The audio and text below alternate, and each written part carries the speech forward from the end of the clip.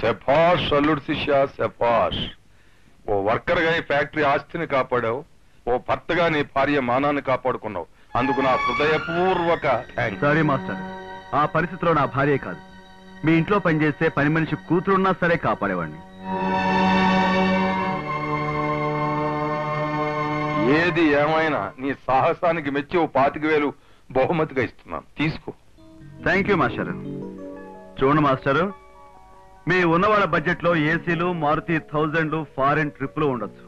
కానీ మా పేదవాళ్ళ బడ్జెట్ లో 2 పూట్ల భోజనం, గుక్కడి మంచినీళ్ళు ఉంటే చాలు. అందుకే మా లేబర్ కాలనీలో కుళాయిల కోసం ఈ 25,000 విరాళంగా ఇస్తున్నాను. పాపం మీ దగ్గర అంత డబ్బు లేదు కదా, దీనికి కూడా లాటరీ కొడుతున్నారు, మీరు ఇచ్చుకోలేరు. తీసుకుంటారా?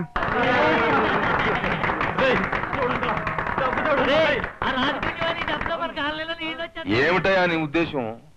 నువ్వు ఒక దానకర్ణుడివి, నా కూతురు ఒప్పిస్తున్నారు అనా?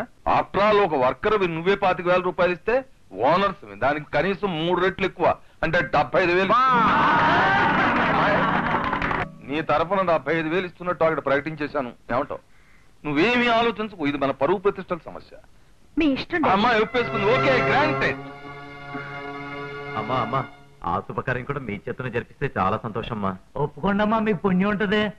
అలాగే. హలో మేడం గారు, ఏదో ఒకసారి ఫేస్ టర్నింగ్ ఇచ్చుకోండి. శభాష్. ఆ రోజు కాలేజీలో కుళాయిలు పెట్టించడానికి డబ్బు లేదన్నారు, మరి అంత డబ్బు ఇప్పుడు ఎక్కడి నుంచి వచ్చిందంట? దట్ ఈస్ లీడర్ రాజు. వస్తాను మేడం, లోపలికి వెళ్ళి పని చూసుకోవాలి.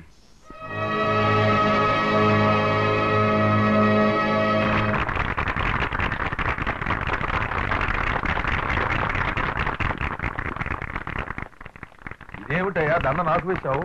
సొమ్మిచ్చింది అమ్మాయి. ఆ హ్యాండ్కి సంపాదించడమే గానీ దానం చేయడం తెలియదులేండి. అత్త సొమ్ము అల్లుడు బాగానే దానం చేస్తాడు.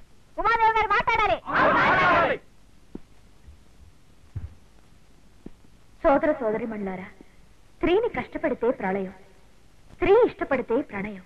స్త్రీ కంటే తన గొప్పవాణని మగవాడు అనుకుంటాడు, కానీ అది పొరపాటు. ఎందుకంటే ప్రతి ప్రాణి పుట్టుకకు స్త్రీ కారణం. అంతెందుకు, భారత మాత అంటారు తప్ప భారత పిత అనరు, భూదేవి అంటారు తప్ప భూదేవుడు అనరు. ఇంకా చెప్పాలంటే గంగా, యమున, సరస్వతి, గోదావరి, కావేరి నదుల పేర్లు కూడా స్త్రీల పేర్లే. అంచేత వాళ్ళు స్త్రీని గౌరవించడం నేర్చుకోవాలని చెప్తున్నాను. మేడం గారు కాసేపు ఢమ్ ఢమ్ లాడించారు, చాలా బాగుంది. Thank you. గోదావరి, కృష్ణ, యమున, కావేరి అందమైన ఈ ఆడపేర్లున్న నదులన్నీ ఎన్ని హొయలతో ప్రవహించినా, ఎన్ని తూములు డావులు దాటినా చివరికి కలవాల్సింది సముద్రంలోనే. అలాంటి సముద్రాన్ని సముద్రుడు అంటారే గాని సముద్రి అని ఆడపేరుతో పిలవరు. కనుక ఎప్పటికైనా ఆడది చేరుకోవాల్సింది మగవాడిలోనేనని గౌరవనీయులని మేడం గారు తెలుసుకుంటే మంచిది.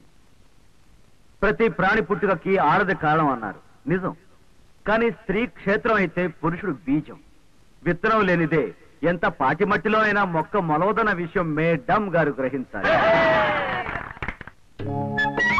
ఇదిగో ఫోటోగ్రాఫర్, కొంచెం అందంగా తీవయ్యా బాబు, మా అమ్మాయి జీవితంలో చేసే మొదటి సత్కారం ఇది.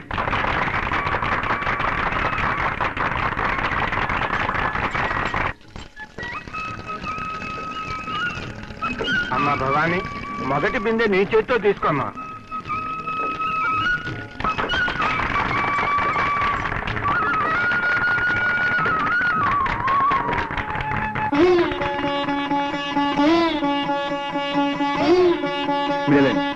అమ్మా